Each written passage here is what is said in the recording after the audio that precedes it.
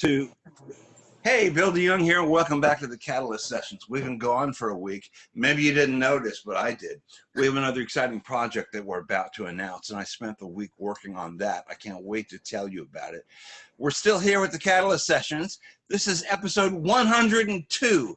Please say hello to Heather and Dave Hamar. Hi, guys. Hi. You guys are opening your performance space, The Mar, tomorrow, September 1st. What is The Mar? Let's start there. Tell us about it. All right. What is it? It's a performing arts studio. It's essentially like a sort of a blank canvas for performing arts. You know, come in here and do your thing. We have a dance floor set up, large mirrors, Curtains galore. curtains. And we're going to have stage lighting. And as you can see, work lights and twinkle lights. You know, we've got every kind of ambiance you could hope for. Do you have a disco sparkly ball on the ceiling? We're working on that. Oh, wait. Yes, we do. I'm in. Where do I sign up? So listen, so the Mar is a performance space. Yes. It's a performing arts. Yeah, go ahead. I was going to say it's a performing arts studio, and I think the reason why we chose the word studio is because it's not just a venue to perform live performances in. It is for rehearsals, it's for instruction, it's classes, it's live streaming those classes, it's recording those live sessions or recording those live performances. It's bridging the gap from from too big for your house, but yet too little to have your own space. So we are trying to lift up the artists of the community to help get them there. You're at 2309 Central. Before we go any further, tell the folks at home what used to be there so maybe they can get a fix on where the Mar is. Mousetrap Escape Room. Yes. It's directly across from Dog Bar. It's on the northwest corner of Central and 23rd Street. Very true. Directly across from the Dog Bar. That's a happening intersection, as I seem to recall. Stuff's happening there. You picked the right spot. A couple of quick questions before we get into it. The obvious question, and I think anybody watching this the little wheels of logic turning in their brain would say, we're in the middle of a pandemic. Nobody can do anything. Why are you opening this now? Very good question, Bill, and I wish I had a cool answer. The only answer I can give you is that we started this project almost 2 years ago. So before a pandemic was ever thought of. So we first started started over at the Playhouse Theater, which is on Central Avenue in 19th, I believe. That's and an it's old building. Beautiful space, yeah. And then we went from there to about 6 other places, and then in March of this year, we were led to this building, and it was March 5th. We decided to lease the place, and 10 days later, everything shut down. So it was definitely a wake up call, but at the same time, we knew we were going to do this. There was nothing that was going to stop us, even a pandemic. We've pivoted a little on our business plan, but other than that, we're still flying, you know? Yeah, well, and also, I'm a professional musician, and, so we got it on March 5th, and I think by March 13th or so, all of my gigs just got canceled. All year. So, 13th, I think, was sort of the official Black Day cutoff. Yep. It was Friday the 13th, March, yeah. Yep. It actually helped me a little bit in a way because now I could focus on this, instead of preparing for all these different gigs and being in and out of the. It's definitely the silver lining. Yeah, which is, I think I even told you, it's what else am I going to do now? Then open my own spot, Yeah. Yep, yeah. Absolutely. So it is, by definition, a performance studio. In other words, there's a main space where people can rehearse or do videos, things that don't necessarily need an audience right now. Correct. How big is the main room back there behind you? It's 37 feet by 23 feet wide. Around 900 square feet, of performance space. Yeah, and essentially if bands want to rehearse or do a video, you space each other out. And it's a huge space for that. When we originally got in here back in March, we said, Well, we've got a 24 by 12 platform for a stage. So we drew up all these diagrams of where that stage would go, and then the audience around it or in front of it, whatever. And then now with the pivot of really focusing more on virtual audience and small in-studio audience, it's the whole area now. Now the stage is no longer 24 by 12, it's 37 by 23. Yeah, it's 900 square feet. Yeah. So that's why we say, however you want to use it, like see yourself in the space, that there's no right or wrong answers, so yeah. Well, whoever's watching this, I want to say that when Heather and Dave took me in there, and I've said this several times to people, the air conditioning works great. And to me, that's about 90% of the law here is Yes. can I get out of the heat? You have an entire glass wall, like a dance floor. Yeah. That's got to be helpful for dance rehearsals, I would think. It is, and it's a floating floor too. So if you're worried about your knees giving out when you're doing your plies, you're not going to have that problem here. And your plebees. Okay. Here we go. There I know are we're several. recording, right? Yeah, there's no editing though, folks. It's just going to go on. There are also several smaller rooms in addition to the big room, and let's tell the folks at home about those and what you're doing with those. Yeah, so the front room right where we are right now is my office. See that blue wall? I see the blue wall, yeah. That's my office, which is also going to be kind of the control room as well. So our soundboard, lighting board, that will probably live in that space, and there's a window in it, so whoever is running the show can see out into the space and run it from there, which is great. Because eventually you will have live performances. Yes. Well, and even if they're not live, they're still going to be run. Somebody's got to run. Mixed and lit, yeah. Exactly. And then behind us, directly behind us back here, is a wonderful marketing company who is working with us, and their name is all over our windows, so I can say it. It's #creative, and they're wonderful, and they're going to be using that space. Right. And then in the very back, we have a green room space, which now has a kitchenette in it. You didn't get to see that before. It's getting there. And we're going to have, there's also a standalone studio cube room, essentially, and that is rented by a wonderful musician that's local in the area as well. So would that be Will Cecina? That would be. Now, Will and Dave were on the Catalyst sessions Yeah. just 2 weeks ago or something. Was that episode 99? What episode was that? It was somewhere in the ballpark there, and I just, what happens, and you guys can relate to this, it all just starts to blur together after a while. I had to count how many episodes has this been, so I literally had to count, and but Will won the contest for the wear a mask song that he sang, that his friend had done this cute little video for. Yeah. And he and Dave were nice enough to sing the 30-second ditty for us. Why did you guys want to do this? You both have backgrounds, obviously, in the arts and public performance. Heather, I know you're an actress and a dancer and a singer, and Dave, yeah. You don't want to do that again. And no, yeah, you're right. Dave, you're a drummer, and you work in lots of different formats and stuff. Why was this important to you, to have a performance studio? Sorry. Good.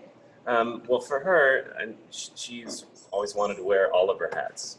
Like the jobs that she's had in the past have been like, you could be the stage manager, but you can't act or dance or sing, or you could be the singer here, but you can't run the event, And so like here, she's sort of the boss, she is the boss around here. And so whatever events come through, yeah,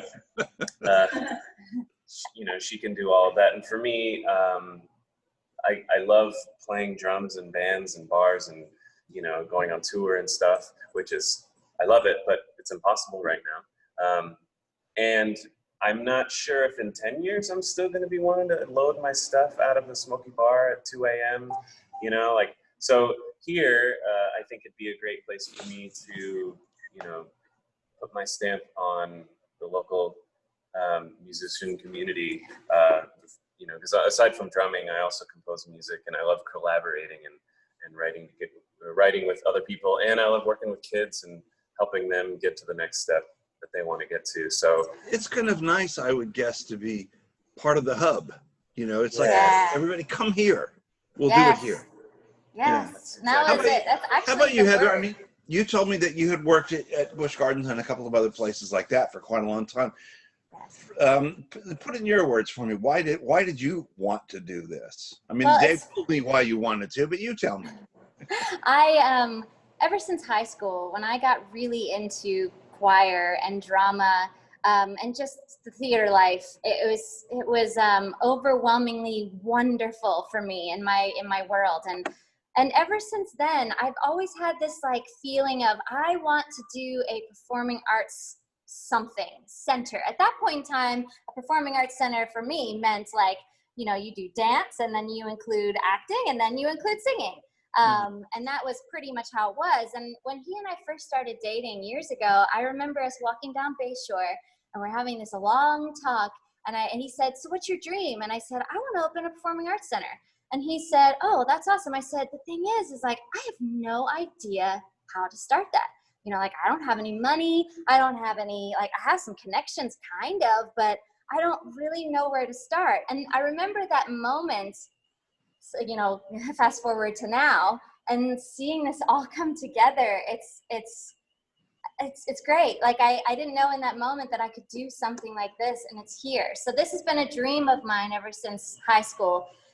It's just kind of molded into now the perfect scenario, because a year ago when he asked me, what's your dream again, I said, I want a theater. I want to wear all the hats. I want to do all the things, not just dance, theater, and singing. I want to do music, and I want to rehearse, and I want to do events. I want to do all this stuff, you know? So Isn't it wonderful? I sort of feel this way about myself a little bit, to actually make a living in the arts. You know, and granted, I'm on the periphery a little bit. I still was trained as a journalist, but how wonderful, you know? I don't have to, you know, go and punch a clock. Even when I was, you know, a lot younger, when I was working, you work in a newsroom, and it's kind of the same thing. You're just riffing all the time. What I wanted to ask you though, because Dave talked about bringing his musician friends in there, and, you know, bringing some of the bands and the other folks that he plays with, and collaboration, which is always important. What about you? I mean, are you thinking, I'm going to start a little theater company myself? How does this translate for you personally? I don't really know about that, but that sounds exciting. Thank you. That's in there now. The seed has been planted. Okay. I think it's really just about the operations for me. I want to get on stage and sing whenever I want to. I want to plan an event like tomorrow and actually operate it. I want to get on the stage and sing during it. You know, I want to do all the things. So that's kind of where it comes from for me, because like you said, I can wear all the hats in one place. So anybody who gets in there and rehearses, you could get up and sing with them. Hey, I run the joint. Let me get a mic. I don't know if they want me to, but I will. I'll do it. Hey, you guys sound great, but check this out. Whoa! Oh yeah, right. I remember now. We're not going there. Yeah. Yeah, that's right. Sorry. Why is it called the Mar? You know, and I remember when I met you, I said, "Oh, your place is called the Mare." The Mare. And you laughed hysterically. Well, it is now. I mean, that's the thing. It's the new thing, Bill. So it's the Mare. No, it's the old gray mare. But why did you call it that? I mean, it's I don't want to say it doesn't exactly roll off the tongue. And now that I know that your last name is Hamar, I thought, okay, well that makes. But how did you arrive there? Let's put it that way. Well, we kind of played around with that when we first started talking about this. I said, or he, I can't remember who. I don't know who gets the credit. Probably me. But we were saying like, oh, that's funny. Let's call it the Mar, because it's the end of our name, Mar. But it also, then after it was kind of a joke, it kind of led itself to, well, Mar means ocean in Spanish. And we're covered by, well, golf, but still. You're surrounded by water, sure. On three sides. Yeah. Exactly. We're surrounded by water. And like, I think that's our connection to St. Pete. You know, the fact that it's a beach town and it's ocean living in a sense, you know, and there is such a cool vibe here that we wanted it to be connected to St. Pete, but we didn't want it to be something that wasn't connected to us. So we you know, over the months we had some feedback about the name, and We had a whole brainstorming session with a whole bunch of people about changing the name, but the only thing we did was add the words St. Pete to it. It stayed the Mar, because someday we want there to be a Mar Nashville or the Mar LA, you know, like we want. The Mar Tampa. Right. We want So it is be, technically the Mar St. Pete is yeah, the full name. Okay. it is. Mistakes are required is on the window out there, and I saw it on your website too. I love the sort of ethos of that, but tell us what that means. Well, we were sitting down trying to come up with I think it's an acronym Yeah. for MAR, and music and recording or whatever. Yeah. And for us, we feel like we've been stumbling up, if that makes sense. Ooh, like I failing like that. upward. Like we're about to open tomorrow, but we didn't get here because it was like this smooth, easy track, like bullet train to success. It was, well, let's try this. Cool, that worked, kinda. It was this. Let's go to this. Yeah, I can relate. Yeah. My whole life's been like that. Yeah. Yeah, and ours too. Yeah. And so when, people try their best to avoid mistakes, and of course they would. Why would everybody want to make a mistake? But then, when you look back at your mistakes from the other side, it's like, oh, that is what got me to here. Yeah. And so having mistakes are required as like the sort of the tagline of the Mar is sort of like, hey, this is, come in here and make mistakes with us, be vulnerable with us, because that's how we get closer as a community, and that's how we get better as human beings and better as a community. And better as an artist. Like we have to make mistakes. It's just a part of it. And when we're talking about improv, like, man, oh man, that's mistakes everywhere, but that's like true vulnerability. So Look, I mean, Dave, you can relate to this. I mean, I can't even count the number of jazz musicians who've told me over the years, you make a mistake, you incorporate it into what you're playing, and then it's not a mistake anymore. And that's how they get around. Yeah. And then it becomes something new, and that's part of improv. Absolutely. 100%. And a lot of people think of mistakes and they're like, ooh, but it's like, again, when you look backwards at what you've done, you're like, holy moly, that's amazing what I've done. How did I do that? Well, the idea is that things are going to be created in that room. Yes. And absolutely. that comes from all different angles. And I wrote down, because I don't know what Project Mar is, which is your yes, we'd love to talk about that. Here we go. Tell us about it. Yes, so Project Mar is, we decided, when we first started doing all this, we didn't know what to do in terms of nonprofit or for-profit. And it was a lot quicker to get for-profit. So we started off with our LLC, which is the Mar St. Pete as the DBA for our LLC. And then we finally got our nonprofit status approved, which that is what we're trying to do with Project Mar, which we are trying to make it an organization that helps professional or up-and-coming artists to further their craft. So if somebody wants to do a live performance, but they can't afford it, then they would essentially apply for a scholarship through Project Mar to rent the space for them, and they wouldn't have to pay. Or the other thing that we want to do with Project Mar is also offer free programming to everyone. So we want to have workshops. And how is that going to get paid for? It will be through the nonprofit. So that way we can offer free everything. That's the dream, to get there, to where no one has to pay to get in these doors. It's kind of tricky because the Mar has to exist before Project Mar can really exist. And when the pandemic started, a friend of mine, his name is Brandon Williams, he runs a band here in the area that hires a bunch of pros in the area, like a big pool of musicians. And, let's say on the weekend he needs like 6 bands. Well, he'll just pull like, 6 bass players and put bands together all over the Bay Area. And when we all started losing our work, Brandon approached us and was like, hey, I think it'd be cool if we had t-shirts that we sold to raise money for the musicians in the area who don't have any gigs.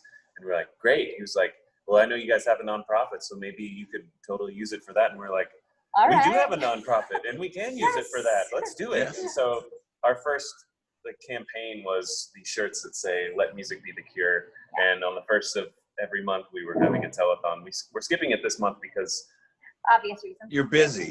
Yeah. we're busy. Just a little.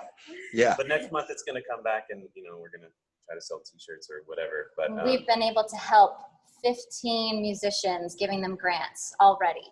That's So very it's, sweet. for us, that's huge, even though that seems like a small number, but man, oh man, like those 15 musicians were able to buy groceries and pay bills. And so a little goes a long way.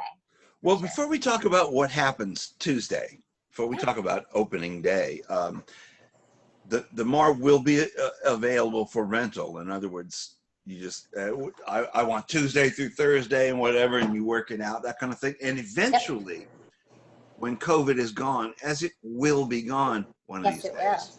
Yeah. You will, I would imagine, be more of a performance space in that period, because when people can perform. Does that sound about right? Absolutely. I mean, we are coded, with fire coding and things like that, we can have a certain amount of people. I think we're up to 150, but I think we still want it to be an intimate situation. So once COVID is gone and people start feeling confident about being in a bigger audience or a lot of people around them, we'd like to have a bigger in-studio audience, but we'll still live stream. We still want to go down that route. Because we want everyone to be able to see this amazing creation, whatever it happens to be on the stage that day. Yeah. So yes, the idea is to possibilities have are endless, aren't they? Exactly. Performance art, and oh my gosh. Let's talk about opening day. Whenever folks are watching this, if you're watching this on August 31st, the day that we are talking, it's tomorrow, the 1st of September. What's going to happen? Lots of stuff. Well, since day. April something, she's been doing a morning meditation, just to, everybody was stuck at home and trying to just find a little bit of mindfulness and a little peace and community. So she started meditation. Yes. Yes, Right. morning. It's very nice. I've watched a couple of them. Yeah. We're going to do our very first live morning meditation, which is going to be, it's limited to a certain amount of people, 18. and we have to be spaced out. We're going to put some spike tape on the floor to indicate where people can sit. Everyone their little 6x6 square. So starting at 9 o'clock, that's what's going to happen. Our first live morning meditation. Very cool. And then when do the things really? Then we have quite a few wonderful local people, performing artists coming in and doing all kinds of stuff. Like, for instance, we have Cassandra Rose, who will be starting the performances, I think 12:30, I believe. And I'm going to post all this today on our Facebook. This will be available for people to come in and watch. Cassandra's one of my favorites, so you just caught my attention. She's wonderful. Yeah, she is. We're so excited that she's going to be here. It'll be live and live streamed, or? Correct. Now, obviously, for the live in studio, we can't have many people, but we do have a sign-up sheet online. It's a Google Doc, and you just sign up for your time that you want to be here. And essentially, it's walk through the space, tour it, see what it is, see how you feel, see if you see yourself here, and then also enjoy what's happening on the stage. And I think the other thing that we want to try to show is it's not a polished show. It's not walk in and see a headlining act and then we turn the lights off and then everybody doesn't know what's happening. You're going to see the setup. You're going to see the cords getting taped. You're going to see the lights getting, the whole process. The mistakes. Exactly. Because we want you to see that there's so many things in the entertainment world. And it also helps kids who are trying to get into this industry, that there's not just performance, like just being on stage and singing and doing the guitar. Like there's the guy who's running the sound and the person who's calling the show and there's the person that's taping the floor, like there's all kinds of stuff. So I digress. Sorry, Bill. Well, that really goes into the whole thing about COVID now, that a lot of those people are out of work too. Yeah. So, if we see how essential they are to the performing arts, maybe there'll be more sort of sympathetic ears and totally out there, and everybody's suffering. It takes it takes world to make a village, or what's that saying? You know that. Takes an army. Takes an army to, I don't know, I just made that up. Yeah, it takes an army to make a navy. I don't know, but the idea is. So who else is performing during the day? So then after Cassandra, we have Austin Vickery, who is going to be teaching some music theory and also playing some sax. And then we have Mandy Harvey, who is a deaf singer who is on America's Got Talent too. Oh, Mandy's going to be there live. That's fantastic. Yeah, she is. We're so excited. I know that Dave has done a lot with her in the band, and that's great to hear. Yeah, that's great. She'll be a solo gig. It'll just be her and her uke, and then her amazing voice. And then we've got after that we have the Spitfire Theater is going to come over and do some awesome improv. And then we've got, I'm trying to make sure I'm getting everybody. Oh, we also have a wonderful group who's already using our space. They're Ballet Academy of St. Pete, and they will be doing some of their beautiful ballet dancing. And then our friend Marlena Lasivita will also be dancing some tap. So we've got movement, we've got theater, we've got music, and then the end of the night, it'll be he and I and a band. The headliners, you know what I'm saying? Headliners. Hey, it's your joint. You can headline if you want, right? Exactly. And then during that, we'll also have a taco truck, guacamole, truly Mexican for Taco Tuesday. We've got some free tacos coming at you. So if you get here quick, you might get a free taco or two. Well, I can tell you what, you're going to see me there at some point. Let's recap though. The schedule is on the website. I will put it up today. I'm gonna have it all on Facebook. I probably will put it on the website, but definitely on Instagram and Facebook for sure. Well, what is the website? TheMarSt.Pete.com? Is that right? See, I remembered. Yeah, the website for Project Mar is project-mar.org. Okay. And if anybody wants to donate to the cause, we would love that. But, do what you can. We'll also have a silent auction of, I think we have like 21 baskets. And I think all but one is local to right here, or the Tampa Bay area. So we are trying to, again, just get everybody to know about this wonderful place and all the businesses. And everyone's been amazing and giving, and it's been really great. Most are from the Grand Central District. Most are from the Grand Central, yeah. So. On a scale of 1 to 10, right? How excited are you guys right now? You're literally standing on the precipice. It's about to happen. 1 to 10, where are we? I'm not really sure. I might be past 10, but I think that has a lot to do with anxiety too. So like I feel a little nauseous because of my overexcitedness, and then also just wondering like, I think I'm not quite there yet. There's a lot of work to do back here that I'm going to do when we're done with this interview. I'm going to go build some stuff and throw some stuff away and clean some stuff. So I'm not there yet. I think I'll be there tomorrow. So what are you, 1 to 10? I would say a hard 7. It's climbing. 7 and climbing. Even keel. Look at this guy. So, Dave and Heather, absolute pleasure to see your faces again and to speak with you. I mean, it goes without saying that we wish you all the best with the Mar. And if I don't see you tomorrow, I hope I will. I'll definitely be around, and we'll check in again soon to see what the heck's going on. Thank you. It is, ladies and gentlemen, at 2309 Central Avenue. It is called the Mar. It opens Tuesday, September 1st at 9 a.m. There's all kinds of wacky, wonderful stuff going on all day. These two will be there. And we will check in with you again sometime soon. Listen, all the best, guys. We'll see you soon. Thank you. Thank you, Bill. Bye. Bye.